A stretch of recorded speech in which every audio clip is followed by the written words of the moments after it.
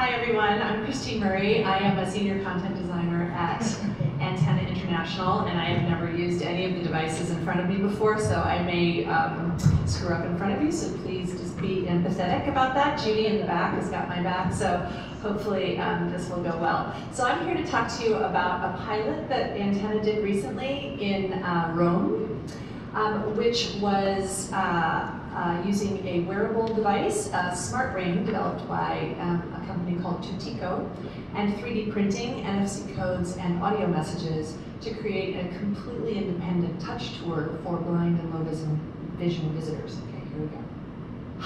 Fabulous. Okay, so I'm going to be describing my slides for those of you who may not have who may have vision impairment or partial sight.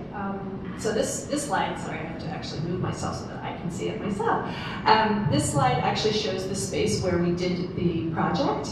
It is a museum in the center of Rome called the Arpacus Museum, and in this museum, this view on this slide is where the visitor stands at the entrance. It's a very long building with an archaeological temple of peace that was built during the Augustan regime. And then along the left wall are busts of important Roman senators of the time. And then also along the walls were friezes. It's actually housed in a Richard Meyer, very contemporary building with lots of light and very high ceilings.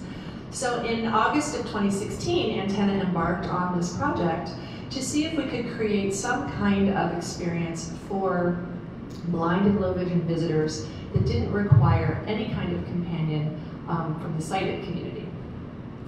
So we partnered with a Rome startup company called Tutico, who have been really exploring the wearable space. So they have created a smart ring, and actually I have one up here at the front if you want to experiment with it afterwards. And Tutico has been experimenting with this wearable ring that has a sensor inside that, as a blind person explores, say, a 3D printed object or a map that has NFC codes, tags embedded inside, that launches audio messages that then describe either the space where to go or gives you interpretive content. So this slide actually shows one of our content developers, Deborah, who's been blind from birth. And in this particular slide, what she's doing is actually exploring a plaster model of the temple itself, telling us which of these friezes she's most interested in exploring, what's confusing her, what she wants to know more about, what things feel like to her anyway. And then we used actually her associations, her descriptions, her inquiry, and her curiosity to develop the audio messages that we then launched with the ring. A lot of museums already have wonderful accessibility programs, and there are a lot of guided touch tours. There's a lot of innovation in this space. There's a lot of wonderful audio descriptive messaging, but our overall objective, the objective of this pilot, was to create an independent journey, but our overall objective is, in the perfect world, to me, someone like Sina could wake up in Rome on a Wednesday and over coffee decide to go to this museum and just go there, and everything accessible to a sighted person would also be accessible to him. He wouldn't have to call in advance to find out if there was a docent available to give him a guided touch tour, or that the accessibility program was available on Fridays for blind people, or that he had to go to a special place to rent a special device or download a special app, that he could just show up there like you and me and other people with eyes that work and enjoy the museum just like we do. So that's the ultimate goal, and this pilot was one of our attempts to move in that direction. So this is a close-up slide of the ring. The sensor is under the finger, and then basically the battery and all the rest of the apparatus is in the top. And as a blind person moves their finger over a 3D printed map or object, it launches audio content through an app that Antennae created that in this case was on an iPad mini, because the museum already had iPad minis on site, so we designed an app that would just launch the audio content that went on top of the app that was already there. And you wore that iPad mini in a bag around, like a specially designed bag, so that you would have your hands free so that you could explore the space using touch.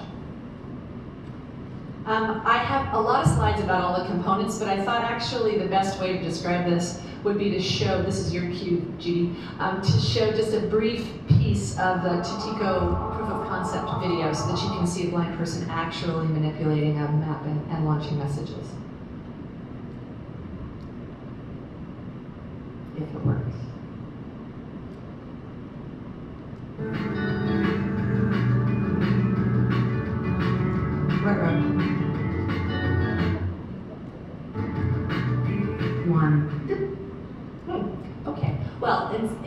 that's fine. Thank you, Judy, for trying. I can show you that on my laptop after the session if you're interested, or you can also come up and actually just have the experience yourself so that you'll understand the interaction between the ring, the map, and the audio component.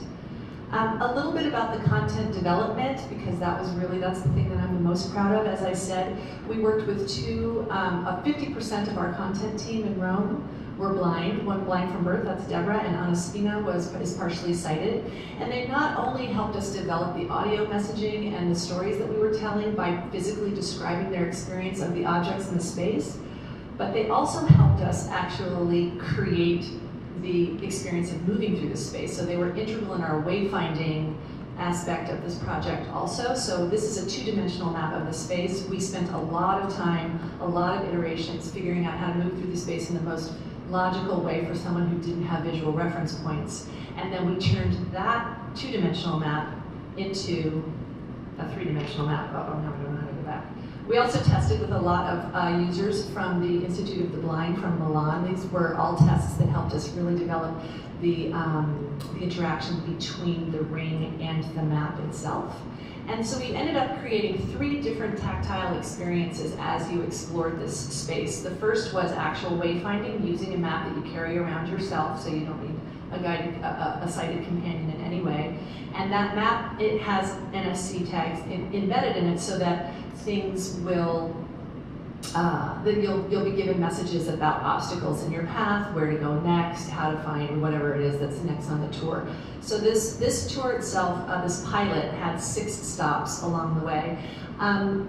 Along those stops, there were Braille labels that we created that we put next to the text labels, and those Braille labels also had these NFC tags embedded in them, so that when you were reading the label, it would tell you whether or not the object in front of you was a touchable object. Because the beautiful thing about this museum, we worked with the director of the museum, was that many of the artifacts were actually you were able to touch them.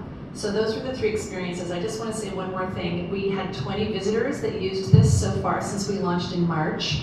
And what we're hearing from them right now is that they just want more of this tour. They'd like more audio, they'd like more stops.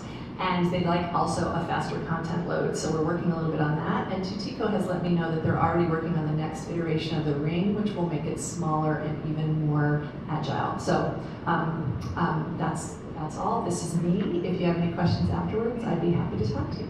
Thank you. Thank you.